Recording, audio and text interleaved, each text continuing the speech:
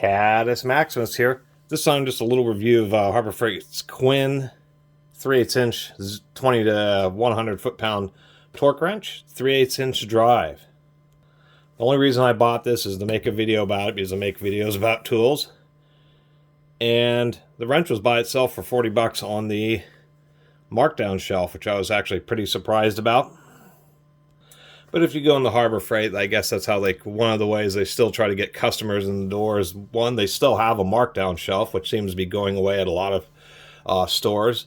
Places like Lowe's used to have a markdown shelf, but I haven't. My local Lowe's got rid of that a couple years ago. They also have their refurb, and they have little special markings on them where they're returned as defective, found not to be defective or fixed, and then sent back to the stores to resell at very discounted rates. So at least Harbor Freight's still doing that. And that's the only reason I picked this up, because it was 40 bucks down from 70. And that's still cheaper than the 100 they charge for the Icons. The Icon being all metal, this Quinn. And so basically it's their mid-tier. They have the Pittsburgh torque wrenches, the Quinn torque wrenches, and then the Icon torque wrenches. And so if you don't want the basic quality of the Pittsburgh, I actually think this Quinn is just more than viable. The handle seems more than good enough. Pretty heavy duty back cap, so it can be calibrated. The overall manufacturing quality seems to be just fine. It is a quick release, but it only goes to 100 foot-pounds, so you don't have to worry about anvil strength or anything, and it probably makes it a bit easier because it does lock onto the socket. Good protrusion from the ball. And it's well designed. If you press on the ball, it doesn't pop the button in. Sometimes there's defects with quick releases where they just don't machine the internal part very well, and so you can press on the ball and it actually will cause the button to retract, so it acts like just a regular detent. Part of the deal with quick release isn't just pressing the button to have a socket fall off, or it'd be easy to put on, but also that it locks it to the wrench. People have asked why there are these little O-rings. These O-rings are just to help reduce particulates and debris from getting down into the shaft.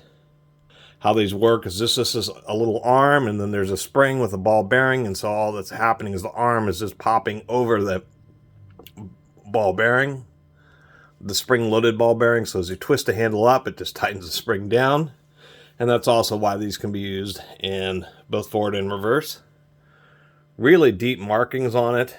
It is, even though it's plastic, it actually seems like pretty robust plastic. It is actually properly cammed, so when you do the lock, it actually locks right in to each one of the markings, which I was actually appreciative of. And of course, Newton meters on the backside, dual scales on the collar.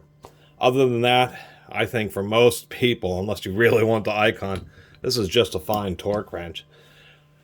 The only thing is, it almost seems like this may have a swing pawl type ratchet design, but the switch has a pretty strong detent, so I'm kind of curious on exactly what kind of mechanism they put inside here.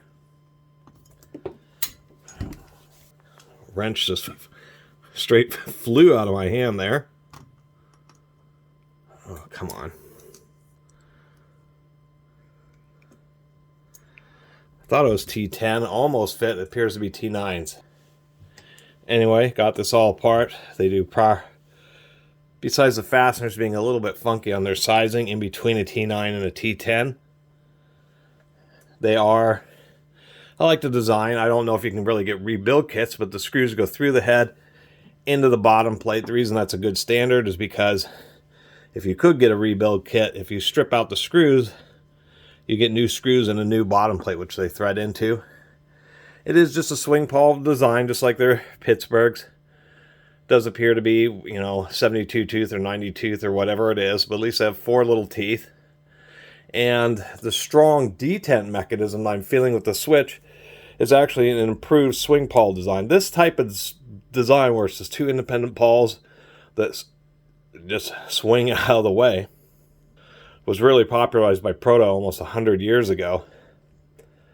And, it's just a basic design. It's not the greatest, but it generally works. Certainly works on a torque wrench.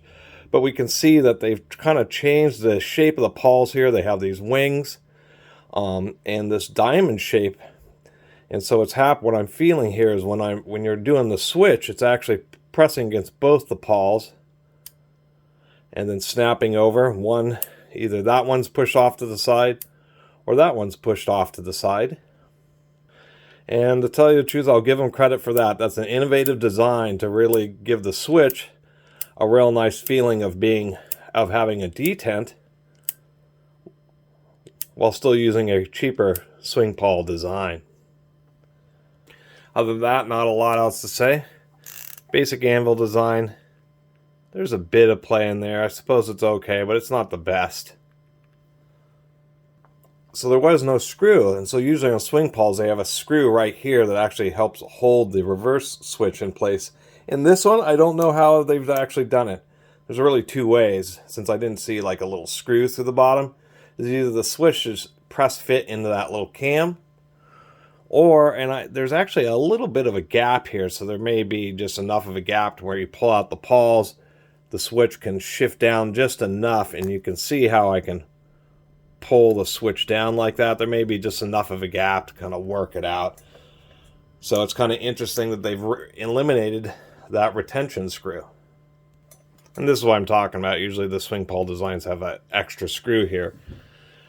So it is I guess, an improved design of the swing pawl, so I'll give them credit for at least trying. I won't give them credit for having a totally dry mechanism and for having a loose anvil, but once again, it's not such a big deal because this only goes to 100 foot-pounds. But if you can get it on sale for 50 bucks or less, this is actually a pretty worthy torque wrench. It's 70 bucks. If you're determined to go to Harbor Freight, I'd just wait till there's a sale on the Icon, because then you could get the Icon for 70 or 80 bucks with a coupon. But compared to their traditional, just cheapo, whatever, $30 Pittsburghs, it is a lot better than a standard Pittsburgh. Anyway, really appreciate everybody who's been watching and subscribing. See you next time.